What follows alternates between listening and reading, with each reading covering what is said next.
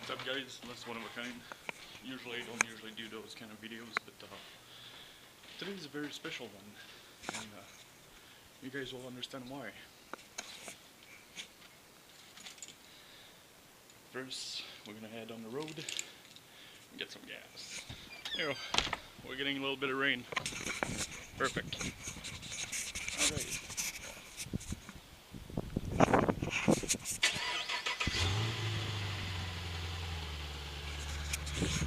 V8 growl, babe.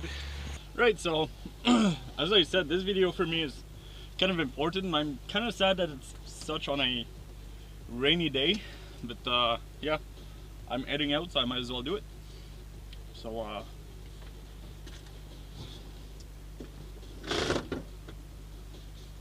alright. So yeah, to begin with, this video is for my 1 year on YouTube, and because of that I am doing this kind of vlog this time. And while it is also my first year of YouTube, this is also my first year that I've owned a car.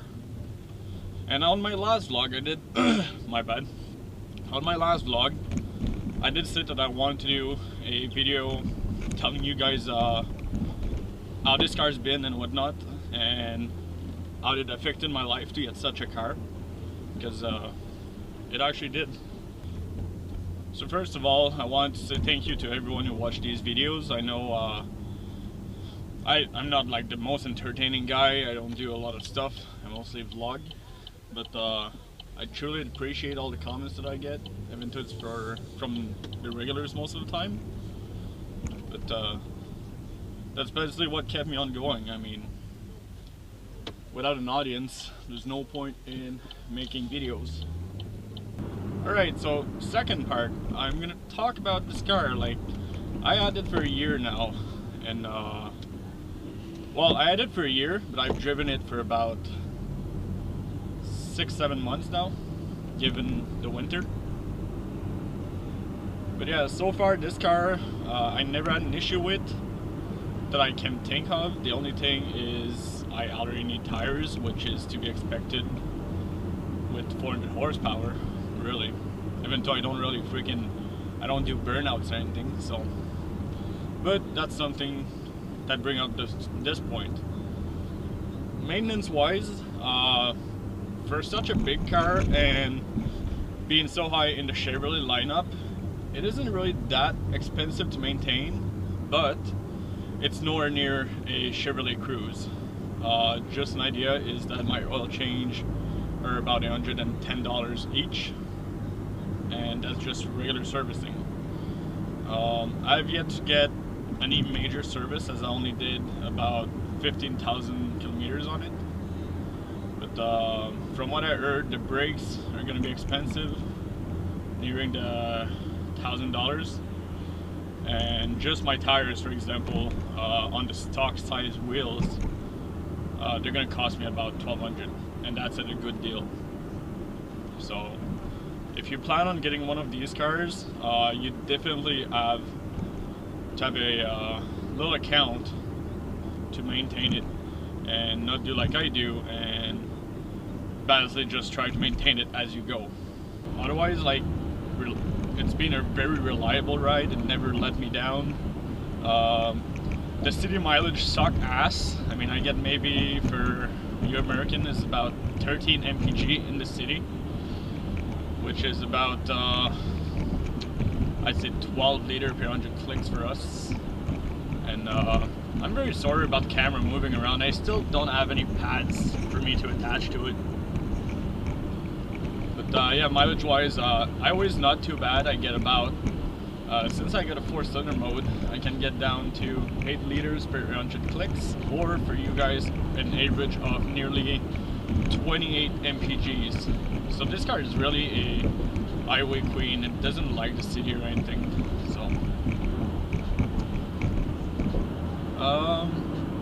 like, a lot of people will bash the interior and whatnot. It is very plasticky. Like, I can hear it, like, if I knock everywhere, it's all plastic. But I don't have any rattles, I don't have anything. but the car is still fairly new. It only got 30,000 kilometers on it, which is about, I'd say, 20,000 miles. And but my bad, but it is still a 6-year-old car.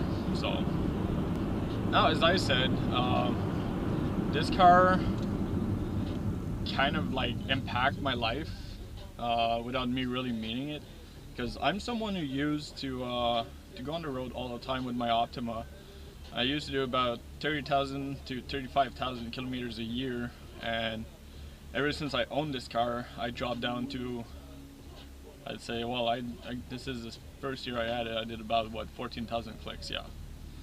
So a significant drop from 15 to 20,000 clicks that I do a year, but the reason come down to my job. I've been really unstable lately, and I've been getting some really bad hours, so I don't have the money to fuel it up as I want. So I just try to use my fuel when I have to. So, but that right there kind of teach me that one thing I did tell you guys is that even if you can't buy the car, make sure that you can maintain it and you can keep it running. But doing so, it also showed me proper money management, because I used to just go out and spend my money how I wanted. Like, I didn't really give a fuck. So I'm a little better now at managing my cash, which is a good thing, because I'm like, nowadays I'm able to live on about $40 to $50 a week, compared to me spending about $150 to $200 a week. So there's that.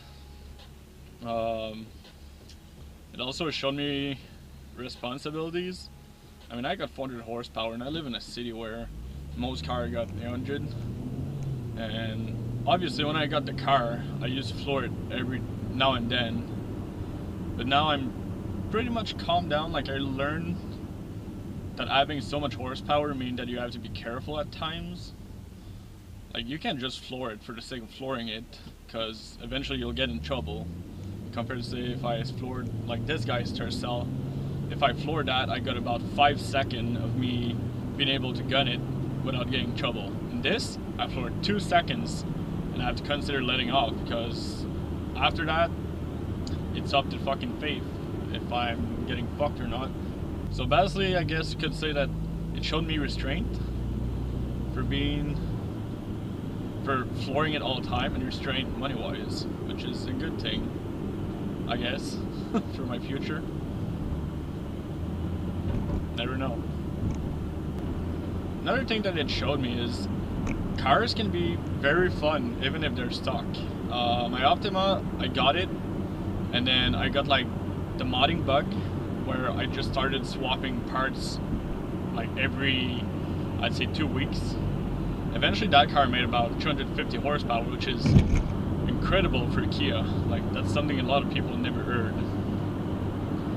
But doing so, I spent countless and countless of thousands of dollars into a car to basically not be able to use it. I couldn't really use 250 horsepower as much as I could use the 275 that it started with, give or take. So that's pretty much what it showed me, is a car can be fun even if you leave it stock. You don't need to mod to have fun. Because, I mean, this car's been stock for a year now. I mean, I do little fucking designs there and there, like I change the tail lights, I assembles, and I change the muffler to give it a little more dynamic. That's about it. I don't see, like, nowadays I don't see the need of having 600, 700 horsepower, like, because that's what was my main goal. I was gonna cam it, I was gonna put everything, supercharge it, and I was gonna make 1,000 horsepower. And to be honest, where the fuck am I gonna use that? I don't even live anywhere near a track. So I'll fuel up and I'll talk to you guys right after. Alright, so I'm back, and alright, so while it sounds like all I'm saying is negative, I mean, this car has been a lot of fun to me. And like, honestly, this car was a dream ride when it first came out as a kid. I mean, back in 2009. So I did want that car for a long time. But I'm gonna say I had a very, very big loss on this. The car stands out. I love that stuff, and really, it's, as I said, it was one of my dream ride. But I'd be lying that there is days where I do consider either selling it or trading it in, because the way I work with my payments, I'm living a very tight life, and as I said, I used to be someone who spent anywhere between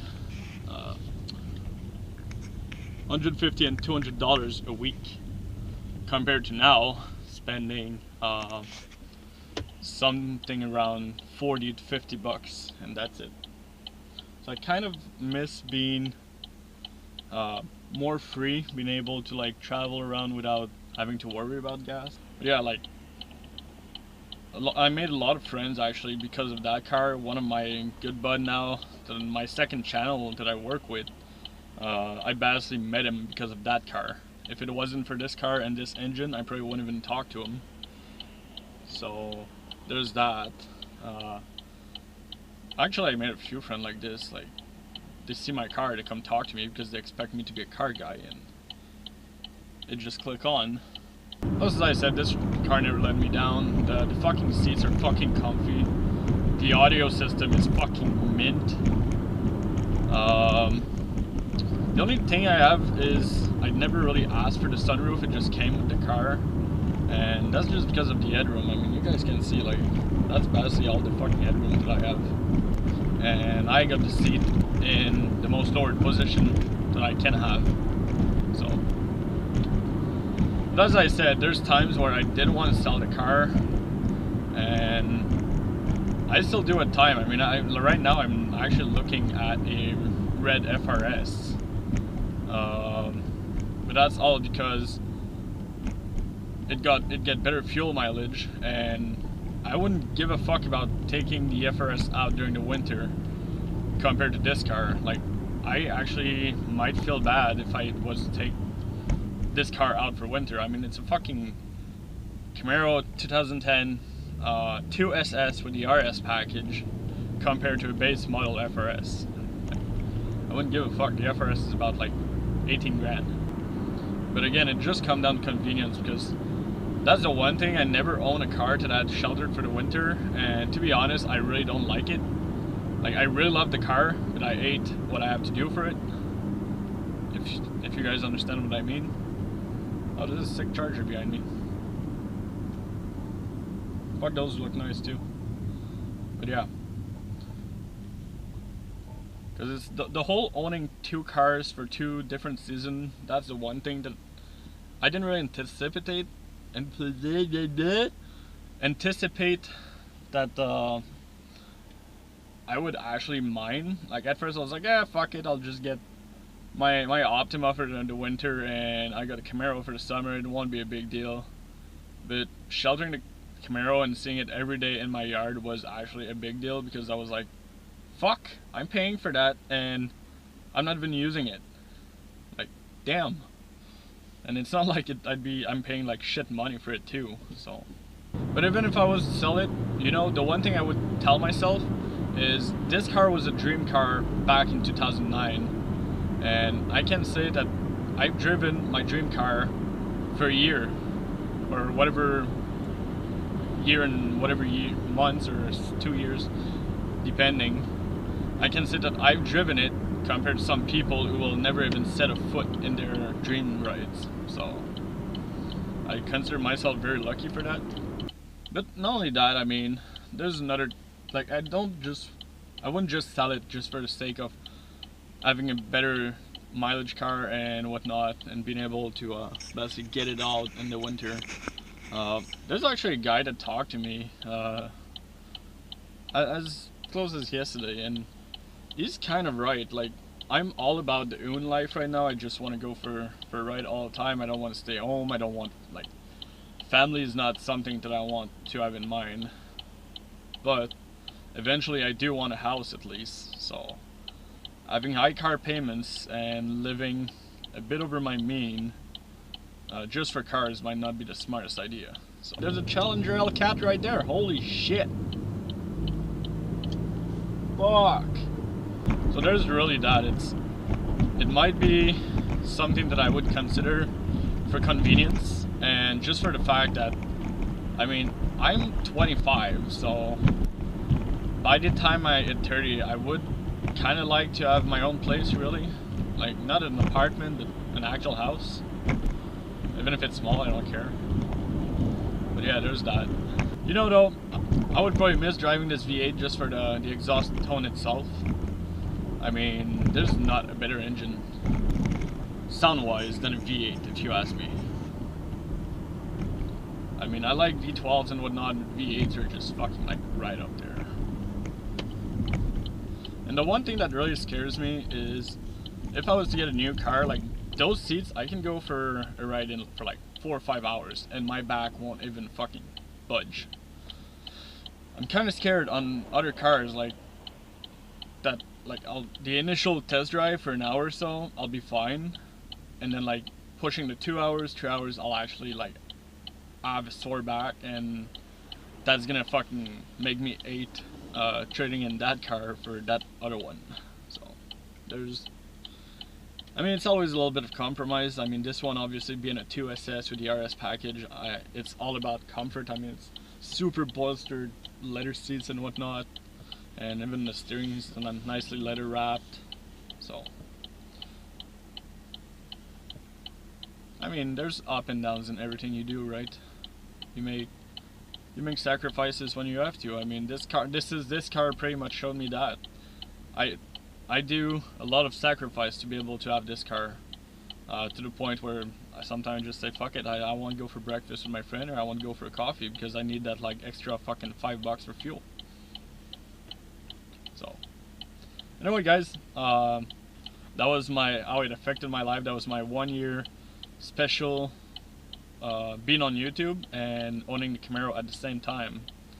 So I want again to thank everyone that watched this. Like, I don't know why you guys do, to be honest. Like, this is just me vlogging. I don't do any motorsport or anything compared to like some of those YouTube channels out there that are like super big, but I really appreciate you guys. So, and as long as you guys are around, I'm gonna keep on making videos. So I'll see you guys in the next one. Have a good day.